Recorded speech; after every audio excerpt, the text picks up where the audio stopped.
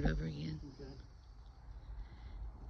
Today is Friday, September 29th. Ray had to make a patch, a fiberglass patch on the bottom of his canoe where he had fresh fractures coming in to the bottom of the boat from all the shows he's been on. So he's fixing to make a lot of noise and sand this thing out.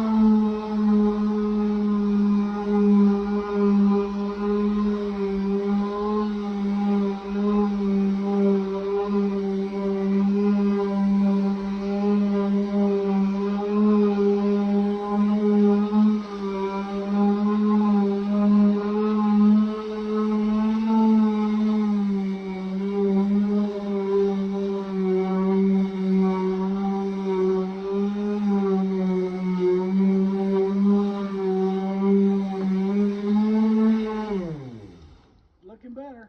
It is looking better. Yeah, real smooth. I got cracks. See where the cracks were. It's so sunshiny. I don't know if it's going to show up. Okay. Looks like marble. Okay. Talk to y'all later. Bye.